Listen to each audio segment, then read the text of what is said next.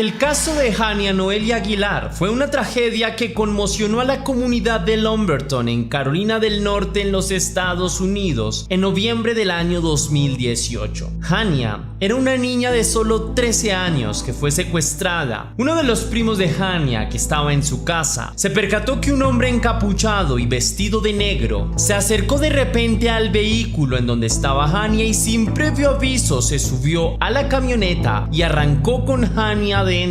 Y este sería el comienzo de uno de los casos más tristes que sucedió en aquella zona.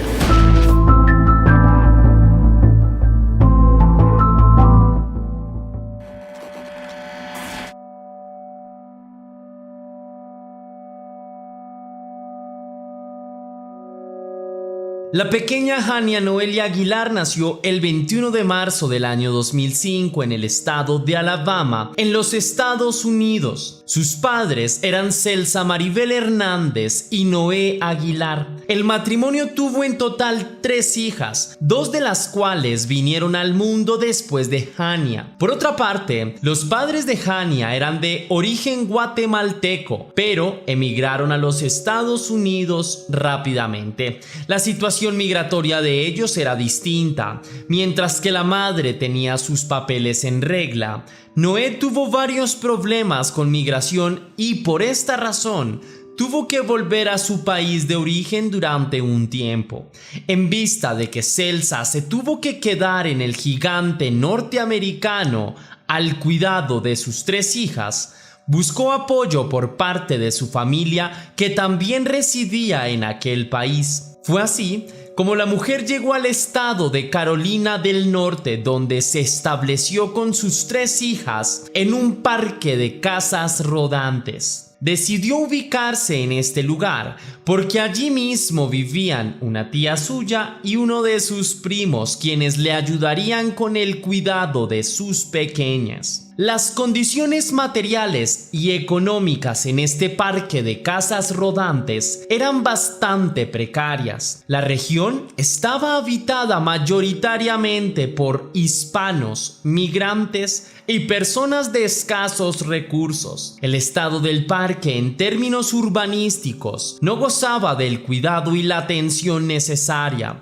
por lo que la mayoría de sus calles estaban sin pavimentar y las que lo estaban se encontraban en muy mal estado. A pesar de que el lugar en el que se criaron Hania y sus hermanas podría parecer adverso para la vida, lo cierto es que las 3 jóvenes gozaron de una infancia tranquila y llena de cariño, atención y muy buena educación. Hania desde muy pequeña destacó por su disciplina y su carácter noble. Era una joven servicial a quien la mayor parte de la comunidad de casas rodantes quería. Una de sus grandes pasiones era la música. Cuando estaba en 7º grado, empezó a tocar violín en la escuela secundaria en la que estudiaba. A pesar de que todavía era una jovencita, ya tenía muy claros todos sus sueños, pues deseaba convertirse en infante de la Marina de los Estados Unidos. Pero este no era su único sueño. Uno de sus más grandes anhelos era poder comprarle a su madre una casa rodante de 4 plantas, pues la casa en la que ella y sus 2 hermanas crecieron era bastante pequeña. Hania, al ser la mayor, siempre adoptó una postura bastante maternal con sus hermanas y muchas veces se hizo cargo de ellas ante la ausencia de su madre. En realidad, para sus hermanas siempre fue un ejemplo a seguir, pues siempre estaba dispuesta a ayudar a su madre,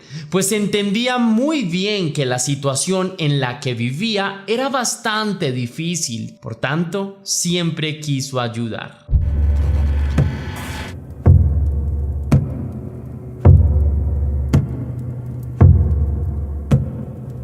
En la madrugada del 5 de noviembre de 2018 en el parque de casas rodantes, empezó como un día cualquiera para Hania y su familia. La joven se preparó como todos los días para ir a la escuela, algo que la ponía de muy buen humor, pues le encantaba aprender y compartir en el día a día con sus compañeros de escuela. Una vez estuvo lista, la joven salió de la casa y tomó las llaves de la camioneta de su tía, quien era la encargada de llevarlas a ella y a sus hermanas semanas al colegio. Hania solía salir primero y encender la camioneta para que el motor se calentara. Este era una especie de aviso de que ya era hora de partir. Ese día, en apariencia tan corriente, cambió rápidamente de un momento para otro. Uno de los primos de Hania, que estaba en su casa, se percató que un hombre encapuchado y vestido totalmente de negro se acercó al vehículo. Sin previo aviso, se subió en la camioneta y arrancó con Hania dentro. De inmediato, el joven alertó a su tía y a todos sus familiares. La familia no dudó un solo segundo y reportaron el rapto de la menor inmediatamente a las autoridades competentes. El primo, que había presenciado todo lo ocurrido, fue quien hizo la llamada al servicio de emergencias, pero debido a la conmoción que sufrió, empezó a hablar en español. Del otro lado de la línea, la operadora no entendía absolutamente nada lo que el hombre le decía, por lo que fue necesario conseguir a un traductor en ese momento. Una vez el mensaje pudo ser transmitido con completa claridad, las autoridades fueron notificadas y de manera inmediata se llevó a cabo el proceso de investigación pertinente. Las dos primeras acciones de los oficiales se orientaron a tratar de recopilar testimonios y a revisar las grabaciones de diferentes cámaras de videovigilancia del parque de casas rodantes. En las cámaras quedó registrado que a las 6:40 de la mañana un hombre ingresó al parque de casas rodantes y estuvo merodeando por el lugar durante un largo rato. El hombre estaba vestido completamente de negro. Tenía una sudadera con capota que le cubría el rostro y, según testimonios del primo de la joven, también tenía una especie de pañoleta de color amarilla atravesada a la altura de la nariz, lo que hacía más difícil identificar sus rasgos faciales. Durante las grabaciones registradas por las autoridades, este sujeto fue el único que se vio merodeando en el área, con lo que los oficiales ya tenían a un sospechoso en la mira. Sin perder más tiempo, las autoridades emitieron la alerta Amber e inmediatamente se empezaron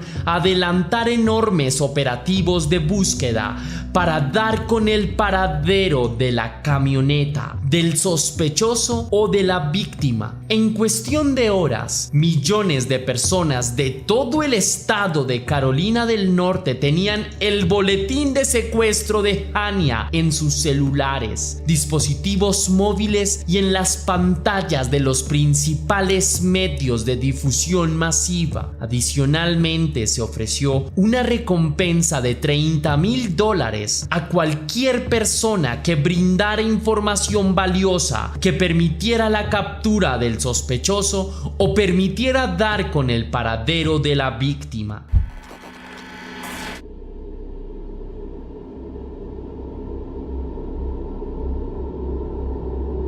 La noticia del rapto de Hania tuvo cobertura por parte de los principales medios de comunicación de Estados Unidos, por lo que todos los estadounidenses estaban a la expectativa de la resolución del caso. Por su parte, las autoridades de Carolina del Norte pusieron todos sus esfuerzos en tratar de ubicar a la niña o su captor. Asimismo, la comunidad de toda la región participó en operativos de búsqueda. Las personas recorrían pantanos, bosques, afluentes de agua y zonas apartadas. Las personas que no podían participar activamente de la búsqueda de la menor expresaban su completo apoyo a la familia de Hania por medio de marchas y velatones en donde clamaban para que la joven volviera sana y salva a su hogar. Por la presión mediática que recibió el caso, la presencia del FBI se hizo imperativa.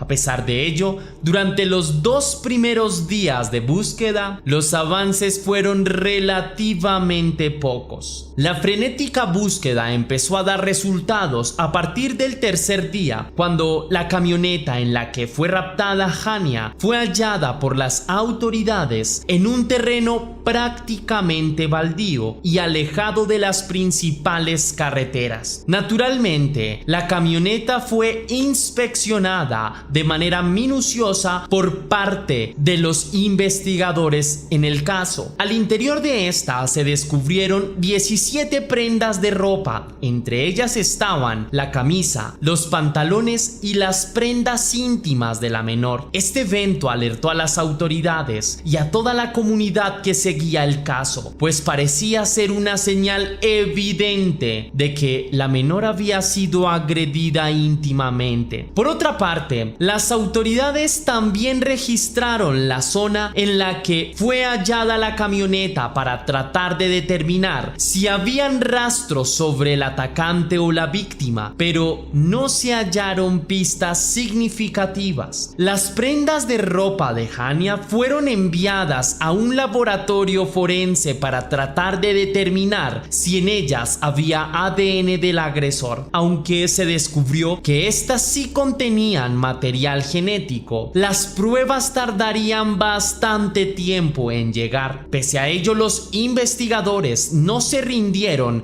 e intentaron llegar al sospechoso por otros medios. Las autoridades brindaron videos de videovigilancia a los medios de comunicación para que estos fueran precisamente publicados, pero le dijeron a la audiencia que el hombre no era el sospechoso, sino alguien que probablemente podría aportar información para el caso. El método adoptado por las autoridades dio sus frutos, pues dos testigos anónimos identificaron al sujeto de las grabaciones como su compañero de piso, un hombre de 34 años de edad llamado Michael Ray McLellan. Los informantes dijeron a las autoridades que el día de la desaparición de Hania, el hombre habría regresado a su casa, también ubicada en un parque de casas rodantes, a las 10 de la mañana. Ambos notaron que el hombre había llegado con la ropa mojada y que además tenía en su posesión dos pantallas digitales, elementos que casualmente le faltaban a la camioneta de la tía de Hania, pero esto era información que las autoridades no habían dejado que trascendiera. Los dos informantes además dijeron que cuando sonó la alerta Amber les llamó la atención que el celular de aquel hombre estuviera apagado justo en ese momento, aunque no pensaron nunca que tuviera algo que ver con el rapto de la menor.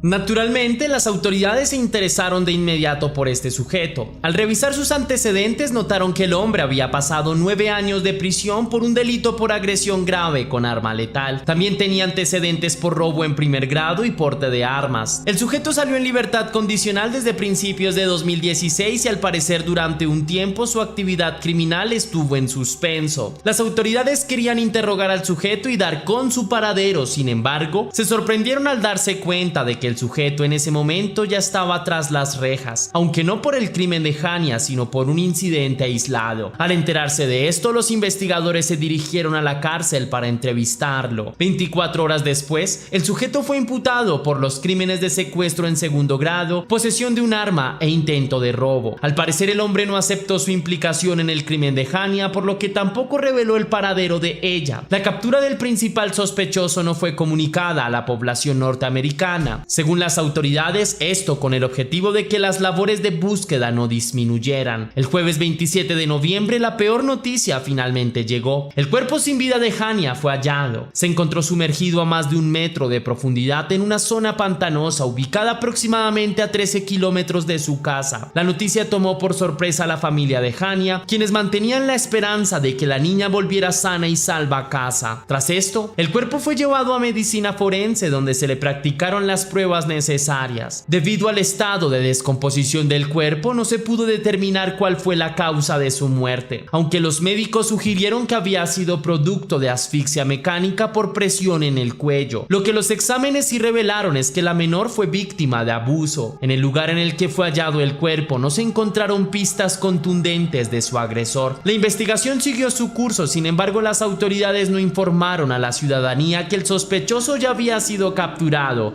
Esto sucedió porque supuestamente querían tener todas las pruebas necesarias para inculpar al sospechoso, aunque probablemente también querían guardarse de que alrededor de esto estallara una polémica, pues como mencioné antes, McClellan era un criminal con un largo prontuario y había quedado libre recientemente. Al margen de esto, las autoridades recopilaron más testimonios sobre este sujeto. También lograron acceder a diferentes llamadas telefónicas donde el hombre logró comprobar que el sujeto había estado planeando el crimen desde hacía mucho tiempo atrás. Sin embargo, uno de los testigos claves del caso informó que McClellan no tenía planeado ningún secuestro, simplemente quería llevar a cabo algún robo en la zona de casas rodantes, pues creía que allí podría conseguir objetos de valor o sustancias. Aunque el sujeto al parecer jamás expresó su deseo de raptar y violentar íntimamente a una menor, todo parecía indicar que al final tomó la decisión de hacerlo, tal vez porque no esperaba represalias. Finalmente, las pruebas más contundentes alrededor del caso finalmente llegaron. El material de ADN analizado en las prendas de Hania y en otras partes de la camioneta mostraron coincidencias con las de McClellan, por lo que no cabía duda que el sujeto había sido el agresor de la menor. Con todas estas pruebas sobre la mesa, las autoridades anunciaron el 8 de octubre que Michael Ray McClellan era el principal sospechoso del crimen contra Hania y que este ya había sido capturado. Ese mismo día se llevó a cabo el funeral de la menor, una sentida ceremonia en la que se congregaron cientos de personas y recordaron a la jovencita. Michael fue imputado por los delitos de asesinato, abuso en primer grado, delito sexual en primer grado, secuestro en primer grado, rapto de un menor y ocultamiento de un cuerpo. Además de esto, se descubrió que el ADN de este sujeto no solo coincidía con las pistas halladas en el crimen de Hania, sino que también coincidía con las muestras genéticas de un crimen que había tenido lugar a principios de 2016. En este, una mujer reportó que había sido víctima de abuso por parte de un sujeto sospechoso que entró en su casa y robó varios objetos de valor. Al saberse esto, sobre las autoridades cayó una lluvia de críticas, pues muchos dijeron que si hubiese capturado oportunamente al criminal, el caso de Hania se hubiese podido evitar. La familia de la menor encontró en la comunidad muchísimo apoyo, pues la agencia inmobiliaria del parque rodante en el que vivían les regaló una casa rodante de 2 pisos. Varias personas organizaron eventos de donación en donde se consiguieron más de $20,000 que se destinaron para que la madre de Hania pudiera comprar muebles que considerara necesarios. Pese a que el proceso en apariencia tomaría poco tiempo, en realidad tardó mucho más de lo esperado. El juicio empezó en el 2024 y también estuvo cargado de varios elementos llamativos, pues Michael Ray McClellan trató de fugarse en una oportunidad, aunque su escape fue frustrado por las autoridades. El 22 de noviembre se declaró culpable de todos los cargos y fue sentenciado a cadena perpetua, sin posibilidad de libertad condicional. La sentencia no solo se emitió por el crimen contra Hania, sino por todos sus crímenes anteriores. Poco tiempo después de su sentencia, cuando era trasladado del juzgado a la cárcel, el hombre protagonizó un altercado con la policía, luego de que logró librarse de las esposas y apoderarse del arma de un uniformado. Afortunadamente, otro de los oficiales actuó oportunamente y logró reducir al criminal. Antes de irme, quisiera enviar un saludo muy especial a 2 leyendas, a Xiomara Núñez, que me escribió: hola Tess, me encantan tus videos.